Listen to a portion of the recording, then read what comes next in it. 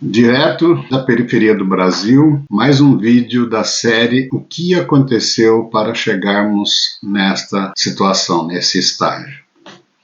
Estamos conversando um pouco aqui sobre os motivos, os possíveis motivos que nos fizeram chegar até aqui, que nos fizeram estar morando hoje num país com a situação que se encontra, que não é nada boa, nós temos que conviver com isso, né? No vídeo passado, resumidamente, a gente ficou sabendo um pouco sobre o primeiro presidente eleito diretamente depois que os governos militares saíram do poder. A gente ficou sabendo como é que ele assumiu o poder, como é que foi a campanha e tal, até chegar, a gente chegou a comentar na questão do impeachment dele. E discutimos também sobre os problemas políticos gerados para exercer o presidencialismo de colisão. Foi um regime parido pela Constituição, fez para o Brasil, ou redigiu para o Brasil, uma Constituição parlamentarista para um regime presidencialista. E isso, como a gente viu nos episódios anteriores,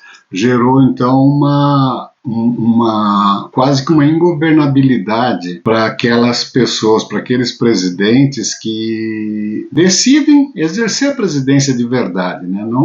Não reparte o butim com os inimigos, porque é o parlamento que manda, mas é o governo, é o presidente, é o executivo que executa as ordens emanadas de lá. Tudo que se faz no Brasil vem do parlamento. Então ficou um negócio meio manco, a gente dizia já nos vídeos anteriores, ficou um negócio meio manco de o presidente não tem todos os poderes necessários para um regime presidencialista e o Congresso não tem os poderes necessários de um sistema parlamentarista, que se fosse um sistema parlamentarista, o Congresso teria todos os poderes, inclusive na condução do governo, né?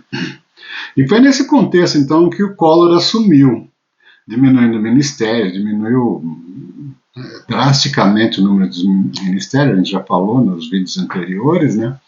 E com isso, é lógico que diminuiu muitos cargos públicos que eram usados, que eram ocupados por correligionários políticos, por pessoas apadrinhadas, né, pelos políticos. E com isso aí deixou o parlamento, ou os parlamentares ficaram assim meio com o pé atrás, né, de boca aberta, querendo uma oportunidade para dar um jeito, né, vamos dizer assim, colocar entre aspas, dar um jeito nesse presidente então que assumiu lá, que não queria repartir o butim dele com os inimigos, né? Porque o presidencialismo de coalizão é exatamente isso que acontece, né? Você tem que repartir o butim com os inimigos. Ou, na pior das hipóteses, se não tiver o butim, né, se não for uma coisa corrupta, repartir o comando com os inimigos. Aí, gente, aconteceu o seguinte: Pedro Collor, que era irmão do Fernando Collor, o Fernando Collor era presidente, o Pedro Collor, irmão do presidente, deu uma entrevista à revista Veja. A revista Veja, só para a gente ter uma ideia, era uma revista que tinha no Brasil bastante combativa, né? Hoje o que existe da a revista Veja aí dá até dó.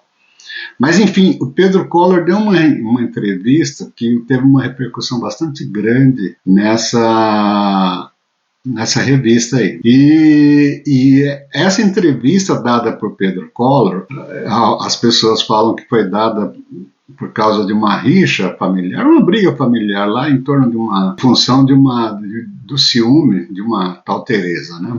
Mas isso é fofoca, isso deixa pra lá. Mas, enfim, Pedro Collor deu essa entrevista e essa entrevista foi aquilo que os políticos estavam esperando para começar a perseguir Collor, perseguir aquele político que eles não gostavam. Pedro Collor meio que entregou o serviço para o pessoal, né, através daquela entrevista lá. O pessoal que eu digo, os políticos, né. Mas, ato contínuo, o que eles fizeram? Abriram uma CPMI, uma comissão parlamentar mista de inquérito, para investigar as denúncias que o Pedro Collor tinha feito naquela entrevista lá. E aí então começou o processo que levou ao impeachment do Collor. Essa comissão foi lá e indiciou o Collor numa série de coisas, né? Mas a comissão parlamentar ela só pode indiciar, ela não pode processar nada, né? Mas, de posse desses indícios todos, o que tinha... Eles foram atrás de descobrir um motivo jurídico para juntar com aqueles motivos políticos que eles tinham, para rechear, né, para consubstanciar um processo de impeachment contra o Collor. E aí foram e descobriram algumas coisas lá, né? A gente já falou no vídeo anterior que o motivo jurídico concreto que tinha lá era a compra de um Fiat Elba, que em valores de hoje, naquela época lá, custou R$5.000. Não se sabe quanto é que estaria hoje se existisse esse carro aí, né? Mas foi o motivo jurídico para, juntando com esse motivo político, eles iniciaram então o trajeto que levou ao impeachment de Fernando Collor, certo? Foi nessa época que eclodiu no Brasil, se vocês estudarem um pouco, o movimento Cara Pintada, né? Os Caras Pintadas. Era um grupo de jovens capitaneado por Lindbergh Farias, representando a UNE, que fez manifestações, exaustivas manifestações, muitas manifestações e grandes contra o presidente Collor e a favor do impeachment. Algumas manifestações também a favor do presidente, mas assim num número bem acanhado mesmo, né? E o movimento foi chamado de Cara Pintadas porque era um movimento que costumava se vestir de preto e pintava dois riscos em cada face do rosto, um verde e outro amarelo, tá? 2 listras, né? E aí, esses movimentos aí, como eu disse, foi capitaneado por Lindbergh Farias, que depois se tornou político, né? Na época ele acho que era presidente da UNE, se tornou político, e até que chegou a ser eleito senador da República. E a ironia do destino é que ele foi contemporâneo do Collor no Senado, e estiveram na mesma trincheira, lutando na mesma trincheira, acreditem ou não. Lindbergh Farias e Fernando Collor na mesma trincheira no episódio do impeachment da Dilma, né? Mas isso é uma ironia mesmo, bastante grande do destino, para a gente se ver como são os políticos, né? O Lindbergh, ele seguiu carreira política, hoje parece que é deputado, mas ele chegou a ser prefeito de Nova Iguaçu, no Rio de Janeiro, e para variar só um pouquinho, né, assim como vários membros do partido dele, ele também teve problema com improbidade administrativa. Mas esse é assim, um incidente nessa trajetória do Collor aí, né? Mas o que fica mesmo é que o caminho do impeachment contra o Collor seguiu seu curso, e a sistemática brasileira para impeachment é o seguinte: o processo tem que ser autorizado pela Câmara dos Deputados, e, uma vez autorizado, vai para o Senado, e no Senado é processado, julgado e, se for o caso, impedido, né? Decretado o impeachment do presidente. E a nossa Câmara dos Deputados, desde então, tem 513 deputados. Desses, 441 deputados votaram a favor da abertura do processo de impeachment. O apoio era maciço dos deputados, pela pressão, pelos movimentos populares, pelos povo na rua, né? Político tem medo de povo na rua, como diria alguém por aí. Acho que o Dr. Ulisses Guimarães falava isso. Então, pelo medo do povo na rua, foi lá e aprovou. 441 deputados votaram a favor. Teve lá uns 30 e poucos que votaram contra, e um outro tanto lá, algumas 23 abstenções, se eu não me engano. E é esse o número. Mas aí, autorizado a abertura do processo na Câmara, esse processo vai para o Senado, né? E o Senado então processa o impeachment. É o Senado que tem esse poder para processar o impeachment. E cria-se uma comissão, faz aqueles trâmites todos lá, faz os trâmites todos até chegar na sessão que vai decidir definitivamente o impedimento ou não do presidente. E o detalhe aí é o seguinte: desde que o presidente, a hora que o Senado decide abrir o processo, decide acatar a autorização da Câmara para abrir o processo de cassação, desde esse momento o presidente é afastado. A pessoa que está sendo empichada, ela tem que ser afastada para esperar a conclusão do processo fora do cargo. E aí então o Senado abriu o processo, ato contínuo, afastou o presidente, o Itamar Franco, que era o vice-presidente, assumiu provisoriamente até que se definisse a situação, né? E então nesse momento aí o Collor foi afastado. 2 de 10 de 1992, o Collor foi afastado e assumiu provisoriamente o Itamar Franco. E aí o processo continuou, teve todo o trâmite lá no Senado, e num determinado momento o processo estava maduro para ser julgado em plenário, né? Aí a hora que o processo é julgado em plenário, aí o que acontece? Tem que ser uma sessão do Senado, mas ela é presidida pelo presidente do Supremo Tribunal Federal. Se eu não me engano, era Sidney Sanches, que era o presidente, não me lembro agora, mas foi o presidente do STF que presidiu a sessão, assim como foi, se vocês, recentemente, em 2016, né, com o impeachment da Dilma, quem presidiu a sessão do Senado que cassou a Dilma foi o Lewandowski. E naquela época lá, se eu não me engano, era o Sidney Sanches que presidiu. A nossa Câmara Alta, né, o Senado, tem 81 senadores.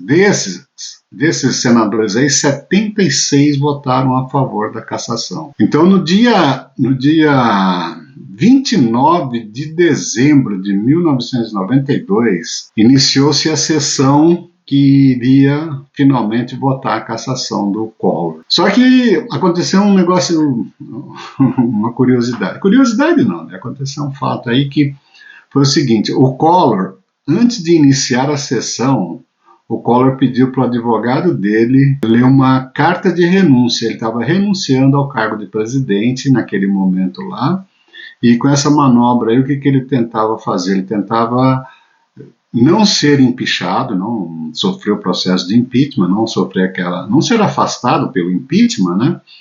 E com isso preservar os direitos políticos dele, né? Que é a perda do mandato, no caso de impeachment, envolvia também a perda dos direitos políticos por 8 anos. E o Collor não queria que isso acontecesse, então no início da sessão, o advogado dele leu uma carta de renúncia, só que os senadores, isso no dia 29 de dezembro de 1992, só que os senadores, eles decidiram, eles falaram que foi muito em cima da hora, se ele tivesse renunciado antes do processo na Câmara, poderia ser diferente, e ali já não tinha mais jeito, né? Ele só estava querendo dar um drible na justiça. E aí eles tocaram em frente, votaram, 76 senadores votaram a favor do afastamento dele, isso no dia 29, a sessão começou no dia 29 e terminou no dia 30, né? No dia 30 de dezembro, então o Collor estava sendo afastado definitivamente do poder, sofreu o impeachment. Aí o Itamar Franco assumiu em definitivo, né? Assumiu o governo de forma definitiva, já passou a ser titular do governo, e só que com detalhe, né? Na verdade o Itamar assumiu no dia anterior à cassação do Collor. Por quê? Porque com a renúncia era irrevogável, né? Irretratável, irrevogável, o Itamar Franco renunciou, o seu titular renunciou, vagou o cargo, automaticamente o Itamar Franco era o titular. Então, o Itamar Franco não tomou, não assumiu o definitivo depois que o Collor renunciou, ele assumiu no dia anterior. O Itamar Franco, então, não assumiu no dia que o Congresso cassou o Collor, ele assumiu no dia anterior, que foi quando o Collor renunciou, tá? Então, no próximo vídeo nós vamos discutir um pouco sobre o governo Itamar Franco, vamos continuar vendo aí esses motivos que nos fizeram chegar até aqui. Então eu peço para vocês que chegaram até aqui, né, no vídeo, vocês dá uma curtida aí, curte, compartilhe esse vídeo com as pessoas, acesse o canal, se possível se inscreva no canal. O nome do canal é Velho da Periferia, por motivos óbvios, né? Eu sou velho e moro na periferia do Brasil, na periferia da cidade, mas na periferia do Brasil. Então, considere a possibilidade de você se inscrever no canal, acionar o sininho lá para receber as notificações e espalhe esse vídeo que é uma frente que a gente tá abrindo aí para lutar contra essas coisas que estão acontecendo, tá certo? Então, direto da periferia do Brasil, até o próximo vídeo.